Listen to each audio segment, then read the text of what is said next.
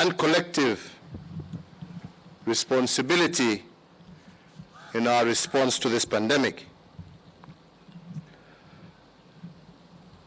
This process of de-escalating the measures against the pandemic, needed by all citizens,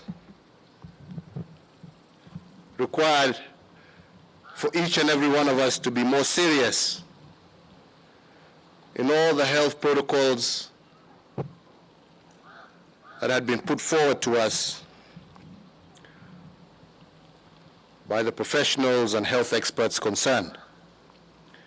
These included, amongst other things, a more serious approach to wearing of masks, sanitizing as often as we can, keeping social distancing, amongst other protocols that we are all familiar with. So, fellow Kenyans, we have had 3 weeks to assess the response. This morning, I chaired, in conjunction with my co-chair, Governor Oparanya, who is the chairman of the Council of Governors, we did chair the 5th Extraordinary Summit of the national and county governments. This is the 3rd consultation that we have had on where we stand as a country against one of the greatest health as well as economic threats that has faced humanity over the last century. Well, the results are in. The surge in infections has continued for the last 21 days. And in some areas, notably our capital city, this has accelerated sharply. Today, the virus has infected 44 out of our 47 counties. Nationally, 17,603 persons have so far tested positive for the virus. And my and our meeting's greatest concern at this moment is the aggressive surge of infections among young Kenyans who are in turn, unfortunately, affecting their elders. Contact tracing of the recent surge of infections indicates that our socializing without regard to protective behavior, particularly in an environment serving alcohol, is becoming one of the greatest risk factors in our country. As a nation, we are fortunate that the case fatality rate, which currently stands at about 1.6%, is much lower than the global average. And from our discussions this morning, we think that perhaps it is this relatively low rate that is giving Kenyans false comfort, and I repeat that, false comfort, that this pandemic is not a serious health risk to them and indeed to their families.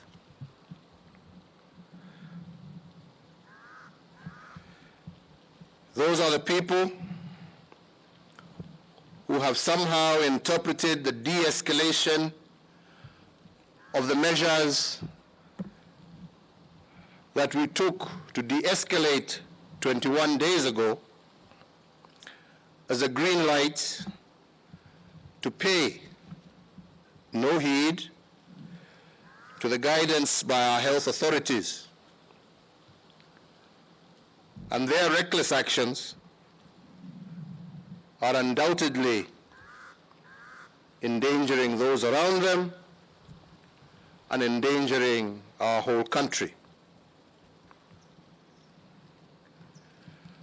I must also once again remind Kenyans of what I said 21 days ago, and that is that the government cannot police the morality of its citizens. Citizens must balance between their individual rights and their responsibility to each other. We cannot have a policeman in every street, in every village, in every home to enforce the rules. We need, as citizens, to hold each other accountable. For example, if someone enters your shop, you want the business, but if he has no mask, you must insist that they wear one. If you go to a restaurant and the waiter who serves you has not complied with the health protocols that have been set, walk away and take your business to another restaurant. Speak up. Report those who refuse to obey and even refuse their business. Do your part as a citizen, as an individual, to keep you and your loved ones safe. My friends, this is not what one would call normal times. We are living globally in abnormal times. Countries whose citizens have taken a careless or relaxed attitude have suffered greatly. Let us not think that we are immune or special. We're not. Please, fellow Kenyans, let us not follow the examples that we have seen across the world. The fact that countries do not report everything that happens in their countries. We are an open society. We tell our story. Our media is free. We do everything we can to tell the facts as they are.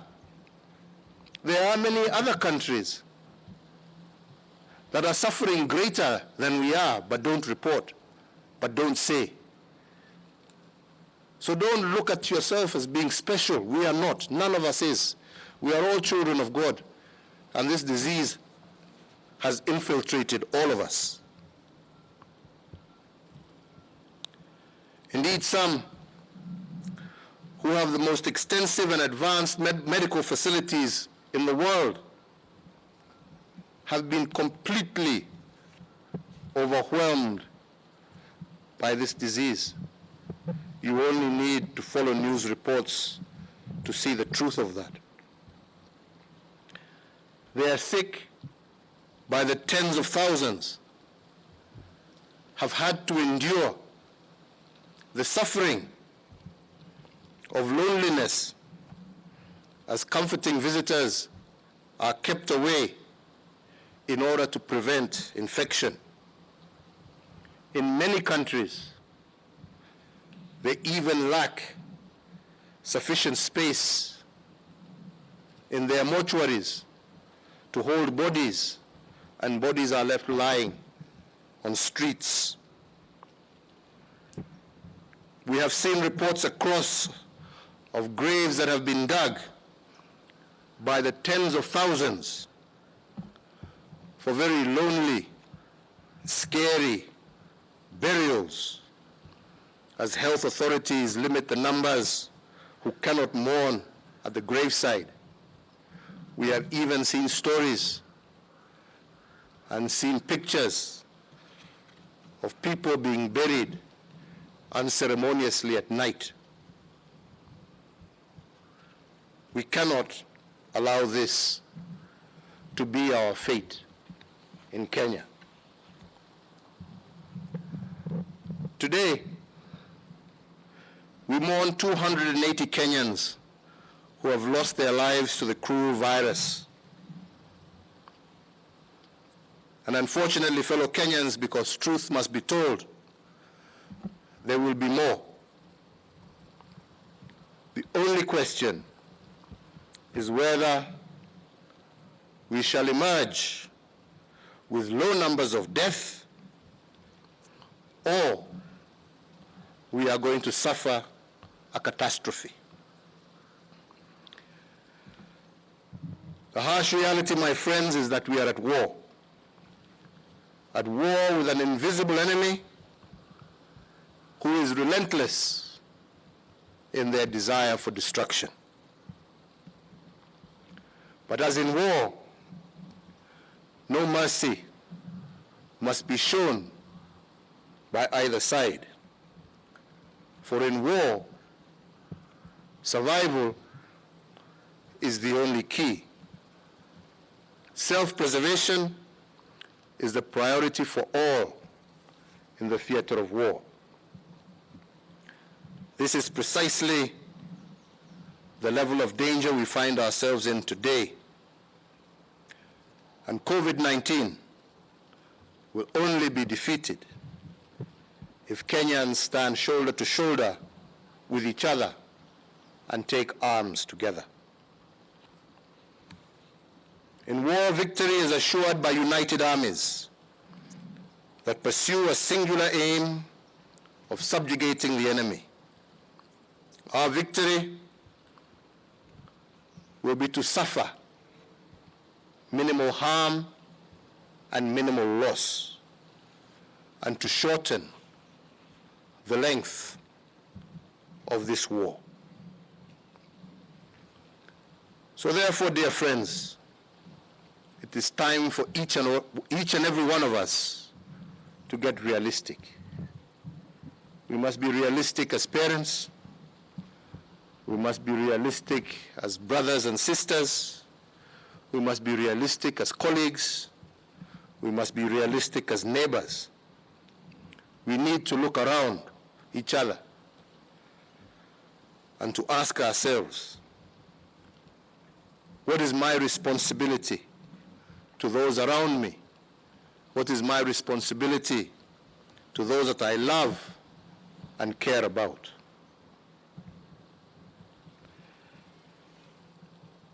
I say this because they are the people that your actions are going to impact going forward. I do believe that none of us want to mourn parents, brothers, sisters, friends, and colleagues who would have survived were it not for our actions. Nor do I believe you would want them to mourn you.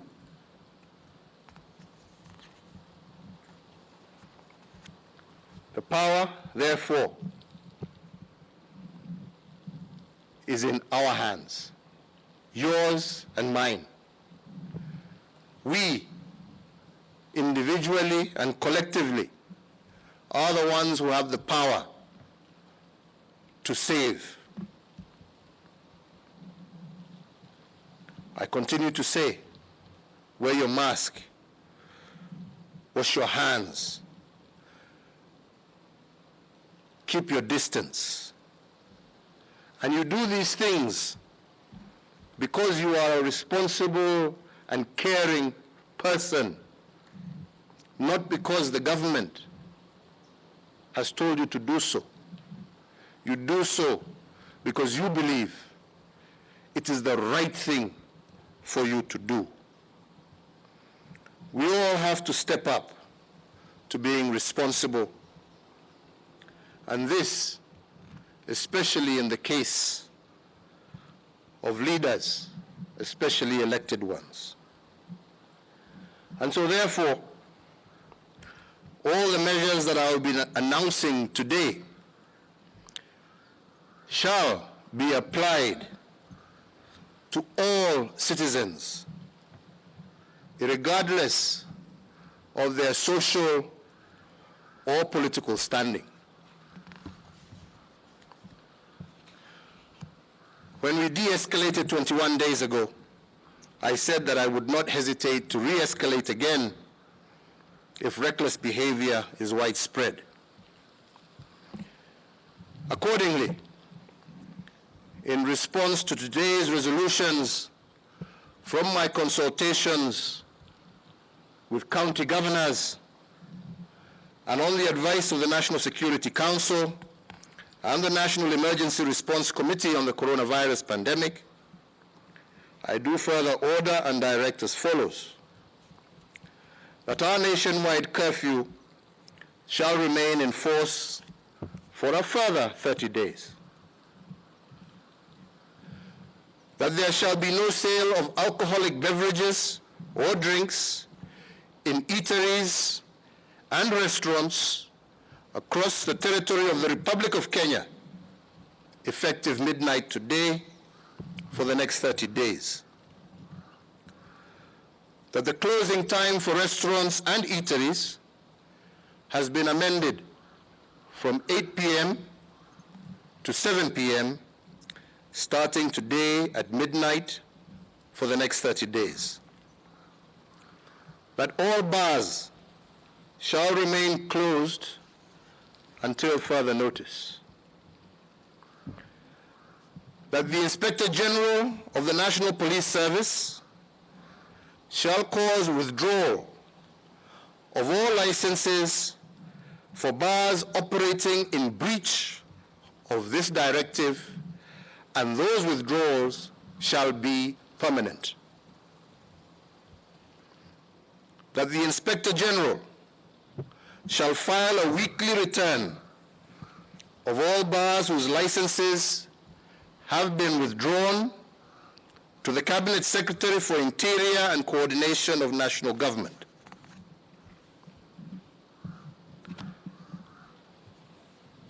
That forthwith the Inspector General of Police shall ensure that his officers spare no muheshimiwa, no individual, irregardless of social status or rank, who is either out after curfew without being an essential worker, or who flaunts the health protocols that have been set out. The rules are for all of us, and rank or status does not exempt anyone from them. That the National Government Administration officers and the National Police Service will strictly enforce Ministry of Health protocols on public gatherings and particularly funerals. That strict personal sanction will ensue to all police and national administration officers in whose areas of jurisdiction there is a breach of the said guidelines. That the Ministry of Health will develop a protocol to temporarily retain retired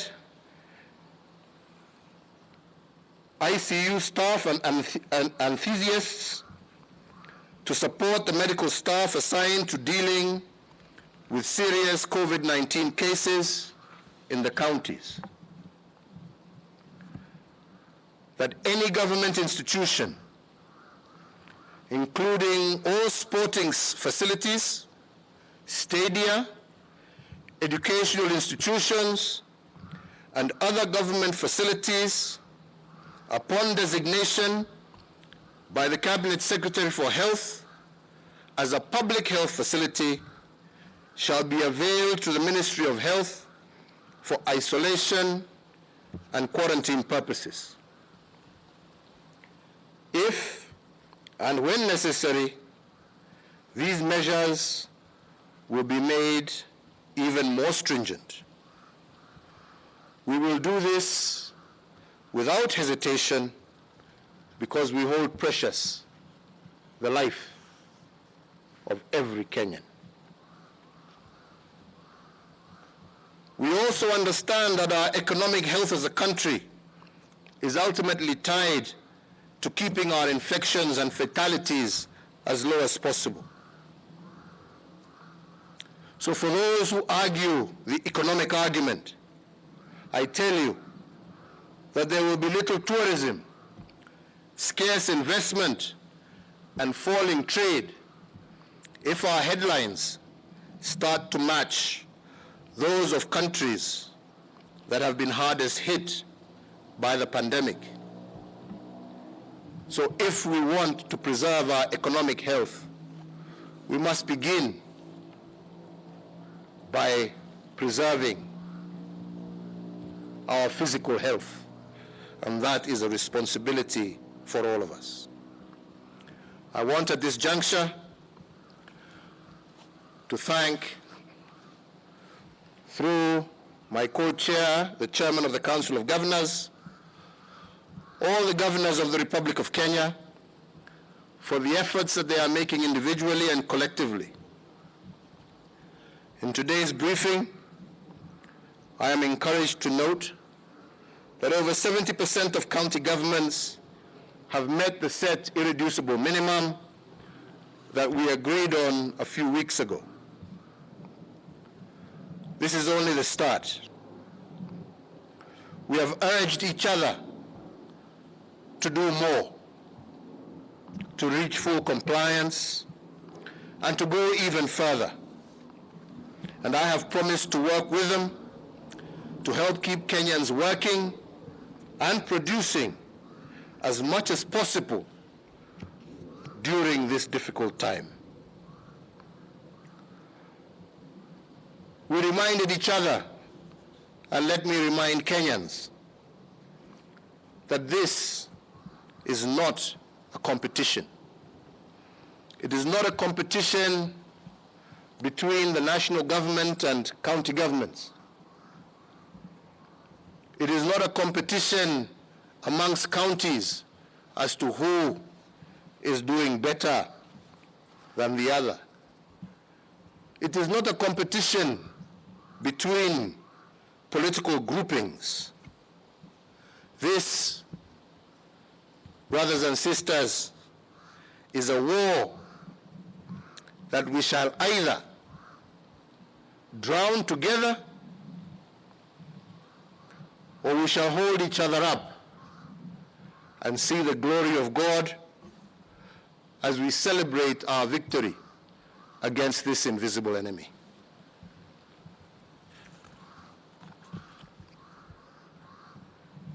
We honor the souls of all we have lost to coronavirus. But I want to especially say that we also honor those who have lost life as a result of caring and tending for others. And this is our health workers. And I take note especially of Dr. Doreen, Adisa, Lugliaki, who lost her life saving lives. And we say, may perpetual light shine upon her and grant her family, and particularly her twins, who have been robbed of the gift of a mother far too early. We also extend today our gratitude to our law enforcement officers for their valiant acts. We thank God for His grace, for His mercy, and we pray for Him to save the souls of those who have lost their lives to this pandemic. Sina ingine ya kuongeza isipokuwa kusema tena, jukumu iko mikononi yetu, kila mmoja wetu, kila mwananchi. Wengi walikuwa wanatarajia ya kwamba tutasema tutafunga nchi tena. Kufunga nchi haitasaidia, kwa sababu vile nimesema, serikali haiwezi kuwa kwa mlango wa kila mwananchi. Jukumu ni letu, kila mmoja wetu, kuhakikisha amelinda maisha yake na maisha ya wale ambao ni wapendwa wake. Tusione huu ugonjwa ukiwa ni kitu rahisi. Yastahili tu tuangalie yale ambaye yanatendeka nchi zingine, hata nchi ambazo zimeendelea mara 20, mara 100 zaidi yetu.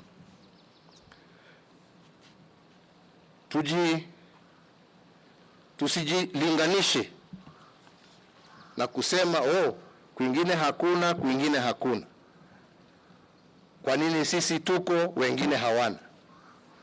Nikumbushe wa Kenya, kuishi kwa demokrasia, nchi ambaye iko na demokrasia, nchi ambaye iko na uhuru wa wanahabari.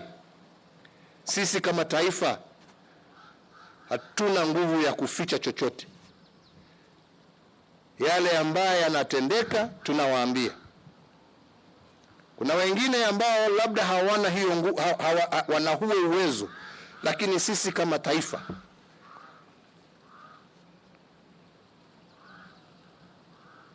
we are proud of the fact that we are a democracy and that we are able to tell each other the truth and to face up to the reality instead of sweeping the truth under the carpet and have our citizens suffer quietly.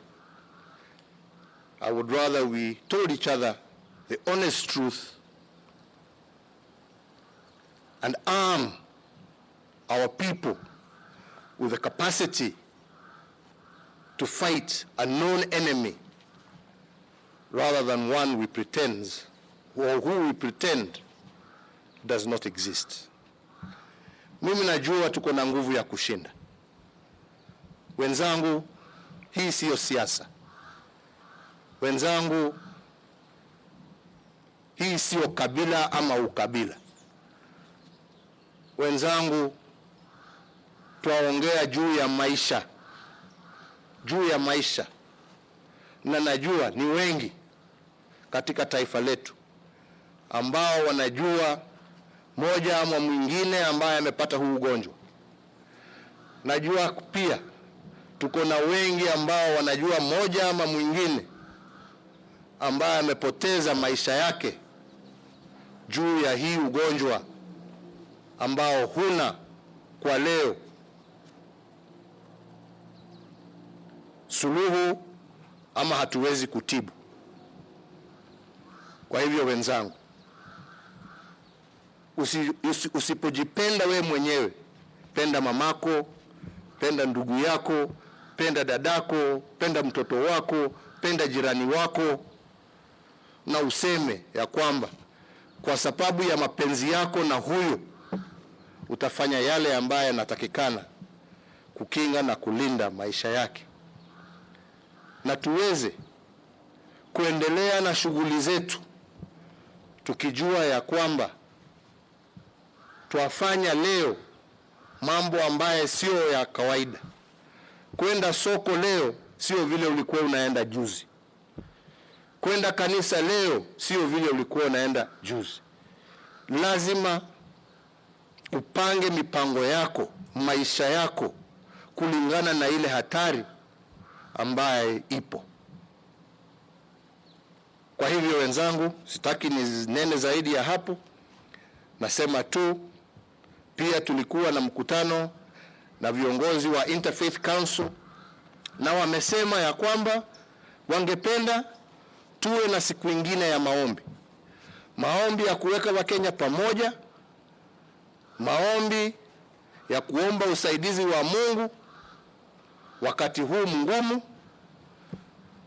Na kwa mkutano wetu na magavana tumekubaliana ya kwamba tutatenga siku.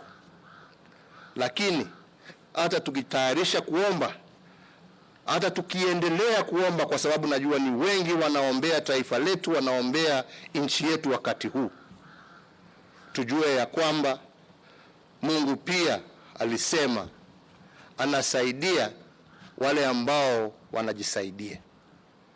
Tusiwe tunakaa tu kusema Mungu nisaidie, na wewe mwenyewe hujafanya ile ambaye amekupatia ubongo na uwezo wa kujisaidia wewe mwenyewe. Twamuomba atuongezee nguvu, lakini najua pia Mungu asema nimekupatia huu uwezo, wewe pia ujisaidie. Ndio ukienda kuomba Mwenyezi Mungu akusaidie, unaweza kumwambia nimefanya uwezo wangu wote na pahali nimebaki nisaidie. Kwa hayo machache na mengi, kwa sababu huu mkutano wa leo ulikuwa wangu pamoja na magavana, ningependa tu nimwalike mwenzangu co-chair wa baraza la ya magavana aweze pia kunena machache. Gavana Oparanya.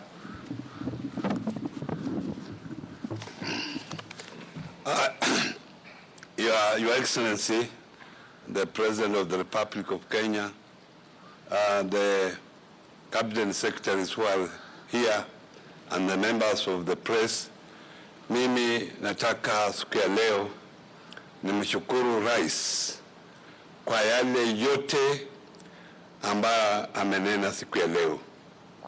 Leo vile amesema, tumekuwa na mkutano na magovernors wote, na magovernors wamependekeza mambo mengi, na kwa yale mengi ambayo wamependekeza, Rais tayari amechukua hatua, kwa sababu sisi wote tuko pamoja kwa hii kupikana na hili janga la corona. Tunataka tu wananchi wafuate yale maagizo ambayo mara kwa mara inatolewa na Wizara ya Afya. Tukifanya hivyo, tutaweza pamoja kupikana na hii ugonjwa ambayo imekumba nchi yetu na pia dunia kwa jumla. Kwa hayo machache nashukuru sana. Asanteni. Asante sana Governor. Ile ningependa kutaja ya mwisho ni ya kwamba tumekubaliana pia ya kwamba tunataka kuondoa ile doubt ambaye iko haswa kwa watoto wetu na tarehe za kufungua mashule yetu au vyuo vyetu vya masomo mbalimbali.